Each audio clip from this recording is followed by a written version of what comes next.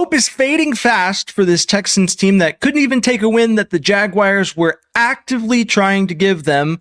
We're going to talk about that and more on this edition of The Bullpen. He floats one wide open, and there he goes. Tagged down for a Texan touchdown.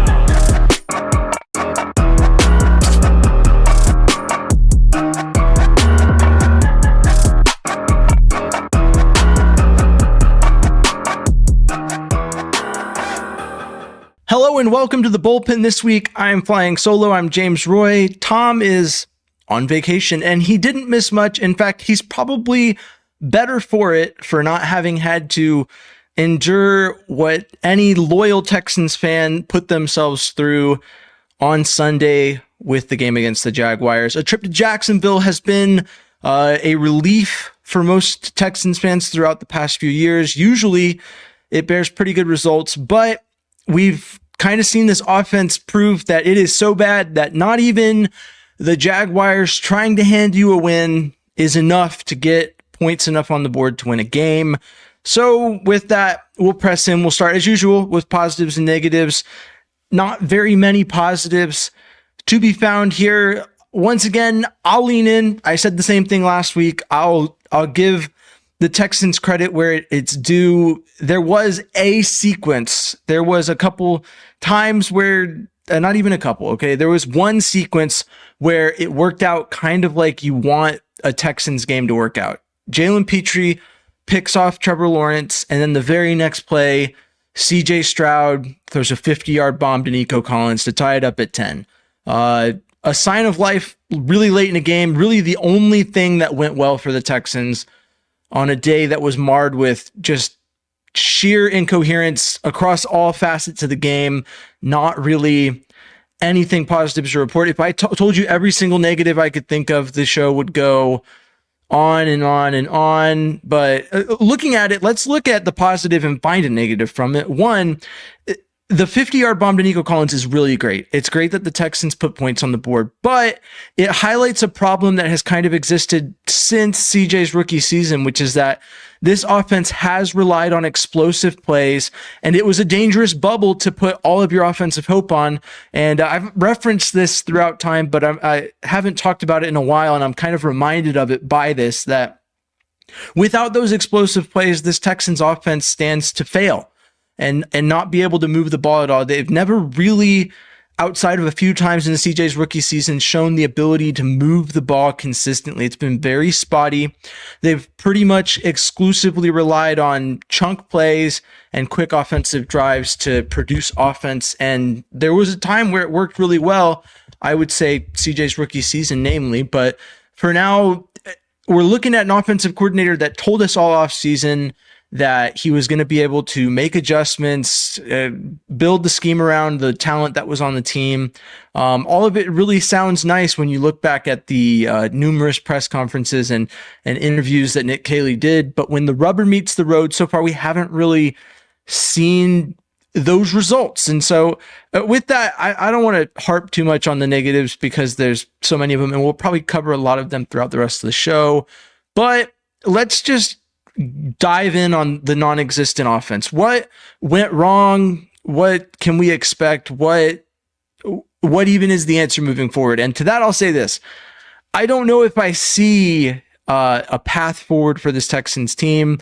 I've been one who's been very much in the camp of give it till the bye week, let Nick Caley form his scheme, get a little bit of rubber meets the road and see what happens.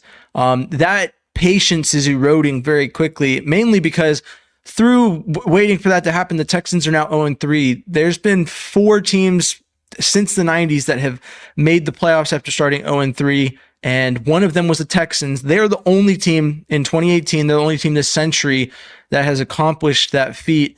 I feel a lot better about the 2018 team than I do about this team right now, namely on offense, but it's just overall a complete mess on offense. There just doesn't seem to be any help. And one of the big things that's being brought up is, well, an attack on Nick Caserio, where it's like, well, he didn't make the proper moves. He hired an inept offensive coordinator. I only throw air quotes on that because so far that's what the evidence would show. But I'm a firm believer that we need a little bit more data. We've got plenty of data to show that, but I think maybe there's a little more time before we can say for certain, yes, this is exactly what we got this offseason. But with an inept offensive coordinator hire, and then their approach this offseason, which I've gone into detail on, I'll say it again here, hope that the interior offensive line can be changed by scheme. Basically, look at the last season and say, Bobby Slowick's scheme is the reason this Texans offense couldn't get off the ground. So if we bring in someone who can install a different scheme that's more conducive to what this team does, and that accounts for the lack of offensive talent, then you'll get more production inherently because you'll be able to make up for the lack thereof by adding more talent at other positions. There was plenty of talent added across the offense because they did a lot to address pretty much everything except for the offensive line. And that so far hasn't come to fruition. So we look at what happened, and I think, people are turning on Nick Caserio because they say, well, obviously the offensive line was a huge issue, so why wasn't that fixed? And I think we look at Nick Caley and we see that while the offensive scheme changed, it didn't necessarily account for the issues that were never really solved. So I'm not trying to absolve Nick Caserio of any blame here. There was probably at least a couple maneuvers that could have been made to significantly improve the offensive line's chances of being serviceable or maybe even better. Being a bargain bin shopper in the offseason did not help this offensive situation. But I'll say this, knowing that your offensive line cannot block very well, that you're starting a rookie at left tackle, and that in general, nothing has been done to address the talent. In fact, some would say it's decreased because your all-star left tackle was shipped off for draft picks, which is, to be fair, looking like a really good move based off of how things are going in Washington. But you did take a notable hit on talent. You would think maybe the offensive scheme would center more around, quick developing plays, trying to get the ball out of the pocket quick when you're passing, trying to move players throughout the formation in order to create at least some reasonable doubt on the end of the defense that the Texans are going to pass the ball, or maybe make them think they're going to run some play action. But through 3 weeks of football, that's not necessarily been the case. The Texans are failing on a very fundamental level. Between play design, DJ Bienemy, the Texans beat reporter from ESPN, shows a video where CJ Stroud gets sacked relatively quick on a 3rd and 13. But if you look at the routes as they develop, even after the sack happens, there's never a point where a Texans wide receiver comes open. They're all very thoroughly covered. And so I think that Nick Caley maybe is relying, I don't know what he's relying on, because there doesn't seem to be a lot of targets to Nico Collins. There doesn't seem to be a lot of architecture in this scheme that would lead to success in getting the ball out of the backfield. There seems to be a glossing over of the basics of like establishing trends and tendencies and then going away from them in order to create confusion. I'm not an offensive expert. I've never called an offense at a pro level. The highest level I've ever called an offense at is the junior peewee level. That was difficult, to say the least, for me. I'm not going to claim to be a football savant that would know, but I am at a very basic level able to look at something, call a spade, and assess what broadly should be done in order to fix it. And it would seem as though the Texans offense is missing at a very fundamental level on creating any reasonable doubt the Texans aren't going to throw it, and then not structuring plays around the fact that they don't expect the offensive line to be able to protect very long. So like if the offensive line could reasonably be expected, I think at the high school level, the general rule was like 4 seconds. When we would run drills, when I was with the offensive line, you'd kick back and you'd have to be in pass pro for 4 seconds. If they got there any quicker, you failed. I think at the pro level, if you don't think your offensive line's very good, you could reasonably say 2 to 2.5 seconds is the expectation. Last week, when Tampa Bay came to town, Baker Mayfield, who has a patchwork offensive line, I think that a lot of Texans fans should be disappointed in the defense for how little it was able to take advantage of that patchwork offensive line, because it was simply put just not clocking a lot of talent. But the Buccaneers offensive coordinator knew that and gave Baker Mayfield an out constantly, putting him in a position to get the ball out of the backfield, quick developing plays. I think the average time to release was like 2.5 seconds, which is what CJ should be doing. But it doesn't seem like the offensive scheme is adjusting to that fact. They're playing as if the expectation is that this offensive line is going to hold for the full 4 seconds that could reasonably be expected from a quality offensive line. So I think there's something to be said about that. Early on, personnel issues were a thing, using players that probably shouldn't be on the field in vital situations, in the running back room. But this week, I felt like the Texans running back room was pretty much Nick Chubb and Woody Marks. They didn't really stray from that. I felt like they did a good job of getting Jakob Johnson involved in the blocking. And generally speaking, if I'm looking at a positive for the offense, I don't think that the run game was necessarily positive, but I felt like the personnel selection and the way that it was structured, at least initially, didn't stand out as the worst thing for this Texans offense. Another bright spot would be Dalton Schultz, who I don't think got enough targets for how good he was doing at being available and catching the ball. I would go back to offensive scheming. Another thing is that generally younger quarterbacks tend to rely on their tight ends until they get a comfort level and can expand out. And I think that early on in games, the Texans do a good job of getting targets to the tight ends and kind of getting CJ comfortable. And then they immediately go away from that and they never feel like they have to do it again. And I think that's a process that could need to happen throughout the game. You could need to go back to using a tight end in the flat or just some simple route that gives CJ a lifeline to feel comfortable to, drop back and play. So getting the ball out quicker and giving him a lifeline, I think immediately would put CJ at ease. And then when the pressure does come, when he's expected to stand in for a longer developing play, he has enough confidence and enough, flow, because it's a very mental game, the game of football. And I think that CJ's mental is crushed because it's just not, the scheme is not designed in a way that's meant to help him out. And that doesn't absolve CJ of any issues. He has his fair share of issues, his fair share of blame in this offensive scheme. But I'll say this, I look back to the Texans' first quarterback, David Carr, who I think at face value could be viewed as a very good quarterback that kind of just got a unfair shake, was put on a team that couldn't give him what he needed to be successful. And when the time came in 2006 to decide, are we going to extend him or not? The Texans did not extend him. And David Carr thought he'd get more money and get a better shot elsewhere. And I think that is a good mirror for where the Texans are headed if they don't figure out how to build around CJ. I tweeted on Sunday about CJ's time in Houston being in question because of the way the Texans have failed him. But it's not to say, and I think the tweet's kind of framed in a way where it makes it seem like his production's the problem. But what it is that the Texans aren't going to go out and sign him to a massive quarterback deal without production. And CJ, to his credit, will probably look at the way they've done him so far, the way they've failed to scheme for him. And they're going to, and his camp, David Mulgeta, the guy who was representing Deshaun Watson, not unfamiliar with territory for him to just simply not sign, hold out, and either he's going to get a massive contract or the Texans aren't going to be willing to give him the money because there's no production, but it's their fault. They didn't set him up for that success.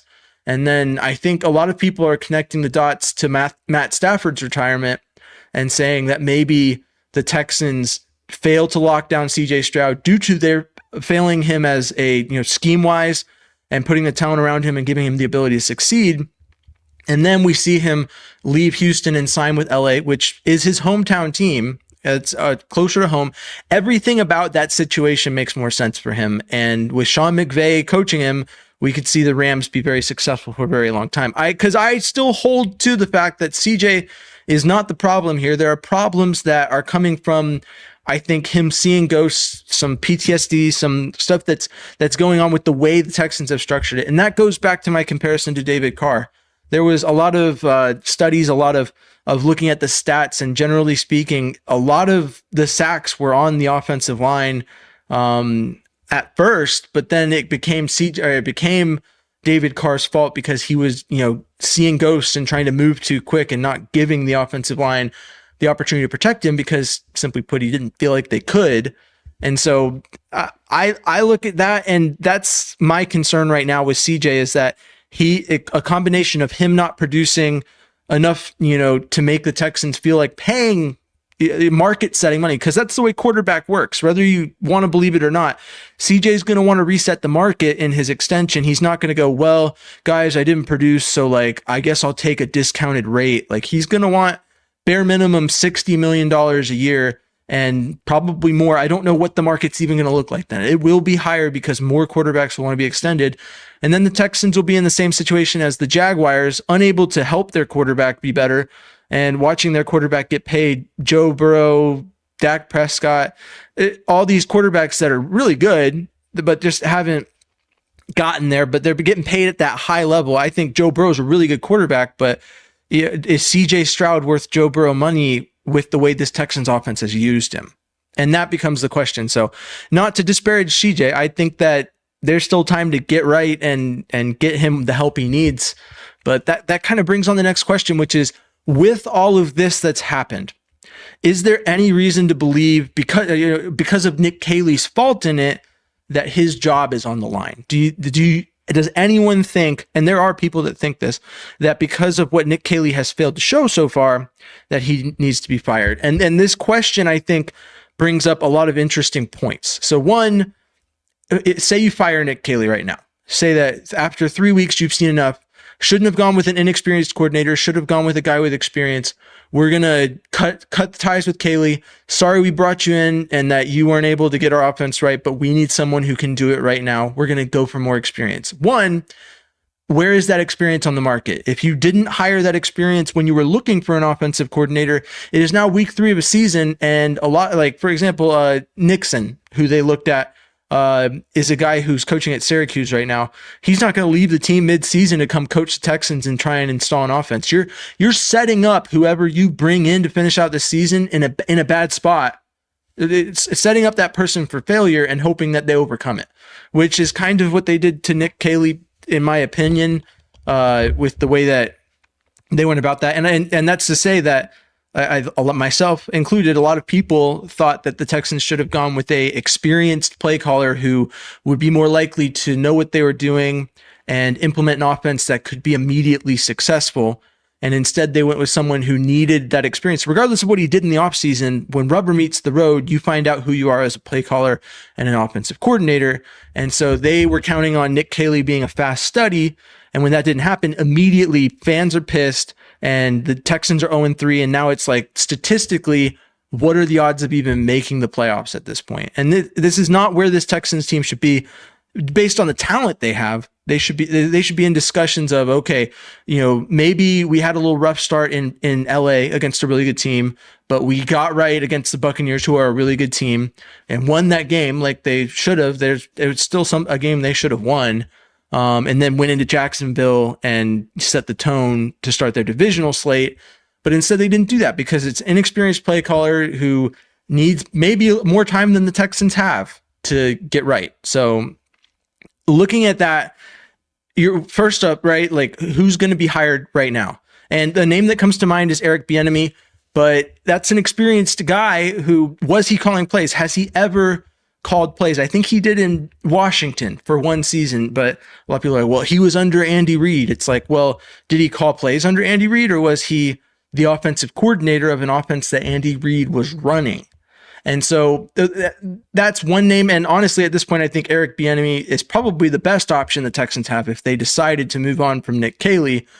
But if they do, and he doesn't want to come, because I'm not even sure about his employment status. I just know that I'm pretty sure he's coaching at the college level as a running backs coach or something. That's my last I clocked what Eric Bieniemy was doing. But looking outside of that, now you look and you go, okay, well, how do the Texans make a change on this offensive staff? Well, they have to look internally. And if you remember, this Texans offensive staff pretty much remains the same. They did not make a lot of changes outside of promoting assistant offensive line coach, getting rid of their offensive line coach, from last year and their OC. Everything else pretty much remains the same. So do you, the big talking point is, well, you shouldn't have hired from inside. And, the only place they didn't hire from inside was offensive coordinator. So now they're left in a position where the only sensible move, if they decided to move on from Nick Caley and they had to go internal, is to bring up Gerard Johnson. Now you can view that one of two ways.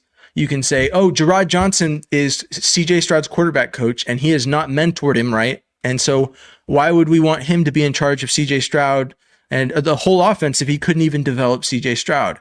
On the flip side, you could say that his involvement with CJ Stroud throughout maybe gives him a familiarity that would allow him to tailor the offensive scheme to CJ Stroud. But he's also never called plays. I don't know if there's anyone in the offensive, staff that has ever called plays for an offensive team or for an offense in the NFL. And so you're kind of left between a rock and a hard place. And it's something that only could have been fixed if you made the right decision earlier in the offseason. I don't think the right decision was sticking with Bobby Slowick. I lauded the decision from D'Amico, and I still feel like it was the right decision to move on from Bobby Slowick. And all of this, well, if Bobby Slowick was offensive coordinator, we'd be fine. Sure, but you'd still be eviscerating him too. It doesn't fix the problem. It just makes it slightly better and puts a Band-Aid on a bullet wound. Like, it's not the right call. I think that the right call was made firing someone. I just don't know. I was skeptical at the time of the decision, but obviously I'm an optimist and I can talk myself into anything given enough data and time, pretty much. The optimism is running thin at this point, but there's still some left. We haven't hit the bye week yet, but hey, with the Titans and the Ravens, it's looking a little rough. But I say this to say, I don't know if moving on from Caley is the right call. I think it might look like the Rams taking an off year after trading all their draft capital, going to the Super Bowl, going for broke, and then kind of taking some time away, getting so bad that Sean McVay considered retiring from football. And I hadn't looked at this to make a very direct comparison. I don't have a lot of the data, but the feeling is that they kind of took a year off and then built up a lot of draft capital, which the Texans have. This more draft capital already from trading Laramie Tunsil, but you kind of take a year off and then you go into the draft and you fix everything in one go. In the Rams case, they basically fixed their entire defensive line in one draft and then came back ready to contend and be a really good team. This Texans team would need to, in one fell swoop, fix the offensive line and the interior defensive line. If you really look at it, there's holes to be filled there. In terms of run stoppers, a true body occupier, guy who can just stay in the gap and not be moved. But there are needs that could be filled. There's things, and that brings up the point of Nick Caserio saying that it's best player available always over needs, and that's looking a little not great now as we're watching the season unfold. But if we look at it, I mean, Nick Caserio, is he at fault in this? I think that, like I said, I think the Texans set up Nick Caley in some way, and part of that was not really giving him the talent needed to execute whatever his offensive scheme is. But I think that more in the line of fire, and rightfully so, is Nick Caley. I think that's what it should be, because a great offensive coordinator schemes around their weaknesses and does what Nick Caley said he was going to do. And so far, we've not seen that. So I'm sorry if I'm a little scrambled. Usually Tom kind of keeps me online a little less rambly, but overall, but if it's Nick versus Nick, I think, and I said this last week, I think that if there's one person whose job security is less than the others between, Nick Caley, Nick Caserio, D'Amico Ryans, I'm going with Nick Caserio. I think he's had a lot of time. The Texans haven't worked on an early extension for him so far. He's pretty deep into his deal, and I think that they're kind of waiting to see if he can turn it around. And I don't know if there's enough time or enough he can do to make anything happen, unless suddenly a superstar interior offensive lineman just becomes available for really cheap, which I doubt, considering. So that's that. I mean, that's really the main talking points of this loss, is that the offense is inept. Whose fault is it? Nick Caserio, Nick Cagley, they all share blame. Even CJ Stroud has some blame in this. But at the end of the day, as down as I am on this team, they've played themselves into within one score of winning all three of their games. If we look in LA, as I was sitting in the end zone seating, watching Dara Ogunbowale Superman dive for who knows what reason and getting the ball punched out, 2 lost fumbles in Dare's and then Nico's, and then CJ Stroud threw a pick this week. And then against the Buccaneers, if Toa makes that tackle on 4th and 10, the Texans take possession, win the game. There's a lot of things that if they go a different way, the Texans are 3-0, but I'll tell you this, and Tom always hates it, and I think I brought it up last week.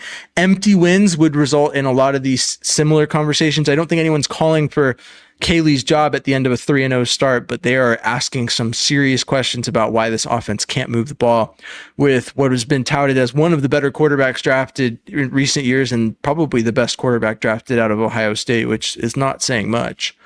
And a team that is not devoid of talent on the offensive side of the ball, outside of obviously the offensive line to some extent. So I'm interested to see how this season unfolds. I don't think that this team can do what the 2018 Texans did, but with that in mind, because it has happened before, they are not statistically eliminated by, probability, but I mean, I would say their chances of making the playoffs are negligible, and that I'm preparing. I think I already posted a mock draft, and I might talk more about that on the live this week, but because I feel like I might need to justify my train of thought there. It's very Caserio in the way that I ran that mock draft, but overall, just really optimism's fading. But I do think that this Texans team going into Tennessee is not as easy as I think a lot of people think it is, but going into the game against Tennessee. But I still think that there's reason to believe that we can see them get right. It's just fading fast. I'd say less than 10% chance that happens. And then looking at the playoff hopes, I mean, like I said, 0-3, not likely. And there was a lot of things going against the Texans going into this season, with them having never won the division 3 times in a row. I don't know. At best, they've been a 10-win team, and I had the thought in my head that maybe they could be better, and they've not really given me any reason to believe this. So as much as people don't like to look back at Deshaun Watson, it's going to take like a 2019 9-game win streak just right in the middle of a very tough stretch of schedule for this team to be legitimately close to making the playoffs as it stands. So I wish that I had more hope to bring. I feel like maybe I'm more hopeful than a lot of other people are at this point, but even then, hope feels like it's fading fast. So yeah. With that, thanks for tuning into this edition of the Bullpen. Flying solo today with Tom out, but Tom will be back next week. So when you listen later in the week to the recap, it'll just be me. Hopefully I'm doing a solid job of talking Texans the way that y'all would like to hear it. As always, I've been James Roy. You can find me at James Roy NFL on Instagram, Twitter, and TikTok. And yeah, that's the show. Thanks for tuning in. As always, stay classy, Houston, and vamos Texans. Thanks for tuning into The Bullpen, a Texans podcast. Please like, comment, subscribe, and follow along for more Texans talk from The Bullpen. Take the handoff. Stroud looking. Stroud. End zone.